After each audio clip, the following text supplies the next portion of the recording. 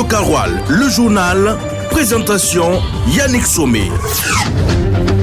Bienvenue à cette édition de midi de la Radio Karoual dans l'actualité ce midi. La centrale d'achat des médicaments essentiels génériques et des consommables médicaux, CAMEG, est désormais la première centrale de la sous-région après sa certification. Dernier virage pour beaucoup d'équipes dans les éliminatoires de la Coupe d'Afrique des Nations Maroc 2025. Des matchs à suivre ce mercredi. Voilà pour la une de cette édition. Bonjour à tous et merci de suivre à chaque instant la Radio Karoual.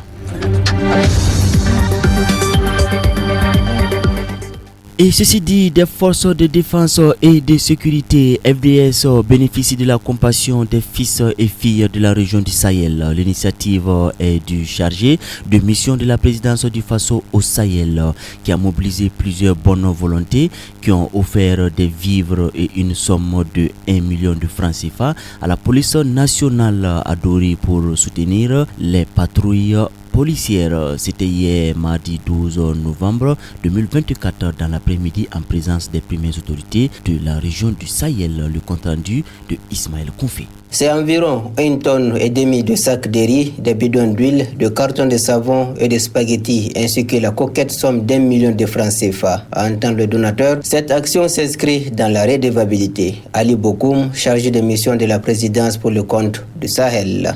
Ce don pour nous est une manifestation donc de reconnaissance à l'endroit donc des forces de défense et de sécurité qui sont dans la région du Sahel et généralement même au Burkina Faso et qui abattent donc un travail remarquable dans le cadre de la sécurisation et de la reconquête de notre pays.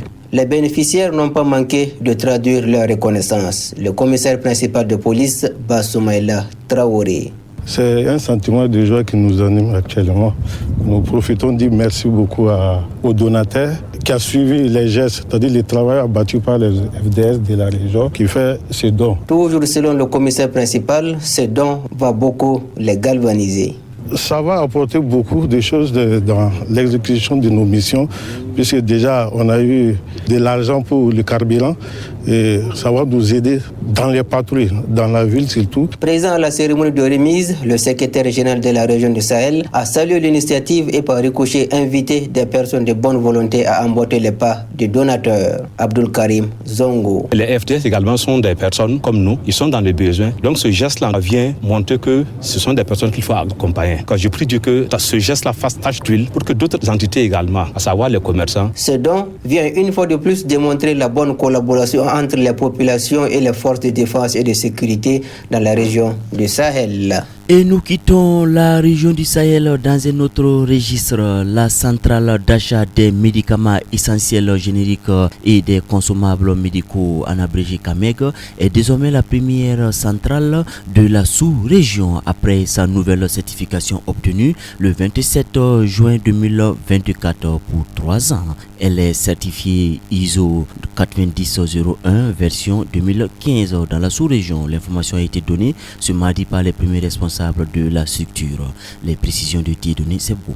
La centrale d'achat des médicaments essentiels génériques et des consommables médicaux CAMEG a présenté sa nouvelle certification ISO 9001 version 2015. La CAMEG s'enregistre désormais parmi les meilleurs dans leur domaine d'intervention, la fourniture en médicaments essentiels. Son score en juin dernier le démontre avec 16 points forts, 6 opportunités d'amélioration et 0 non-conformité. Les produits de la CAMEG ont été de nouveau déclarés conformes aux normes de qualité par la British Standards Institution, chose qui correspond à la meilleure du moment, donc la première centrale certifiée ISO 9001 version 2015 dans toute l'Afrique de l'Ouest. Le ministre de la Santé, Dr Robert Kargougou, salue cette qualification qui dénote la qualité des produits de la santé offerts. La nouvelle certification rassure non seulement les populations, mais aussi les partenaires techniques et financiers de la CAMEG, a-t-il souligné tout en félicitant tous les acteurs engagés dans la disponibilité des médicaments génériques, surtout tout le territoire national. Pour le directeur général de la CAMEG, Éric Tougouma, la solidité de la chaîne d'approvisionnement de la CAMEG a fait d'elle une référence. L'audit rigoureux du système de management de la qualité de la CAMEG couvrant l'approvisionnement,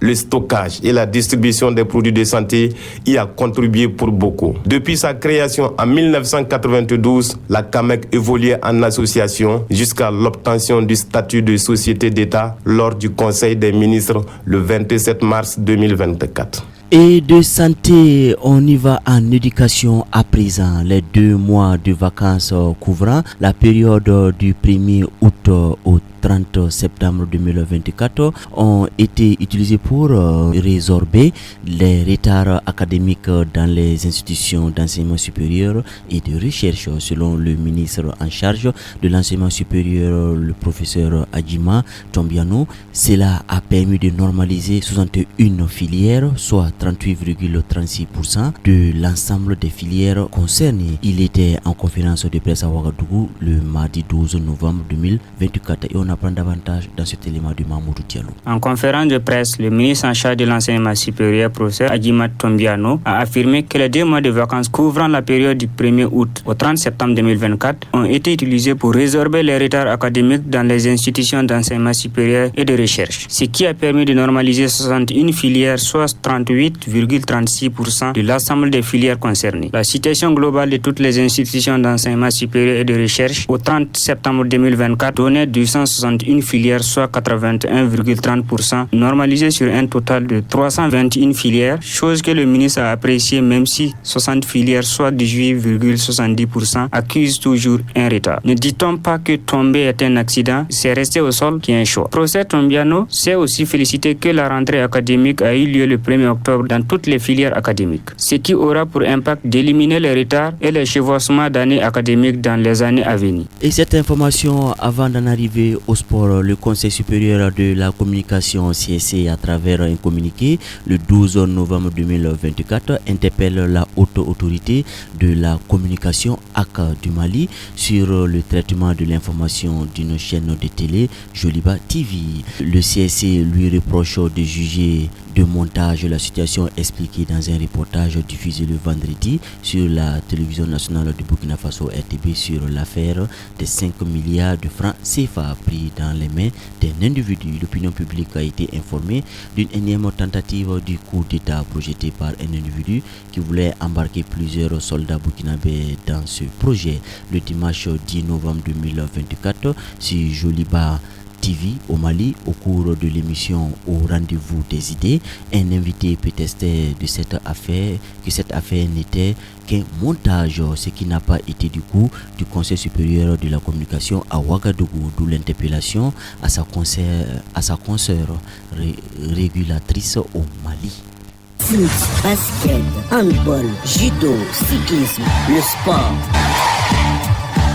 Et on termine avec le sport football. La 5e journée des éliminatoires de la Coupe d'Afrique des Nations Cannes Maroc 2025 démarre ce mercredi. 3 matchs sont au programme dans le groupe G, composé du Tchad, de la Sierra Leone, de la Zambie et de la Côte d'Ivoire. Le Burkina Faso lui joue le jeudi contre le Sénégal. Le programme de la 5e journée avec Amadou Ly.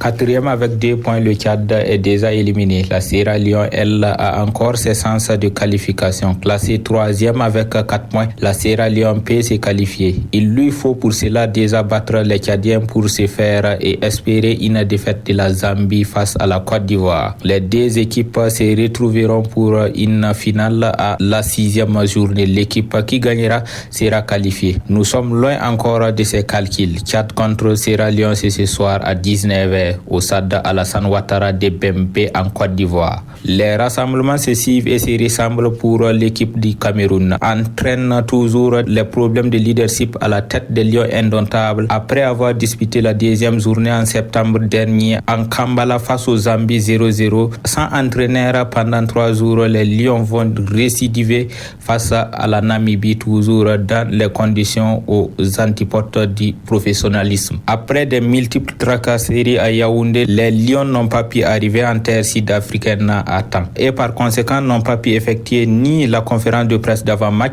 ni la séance de reconnaissance de l'air de jeu.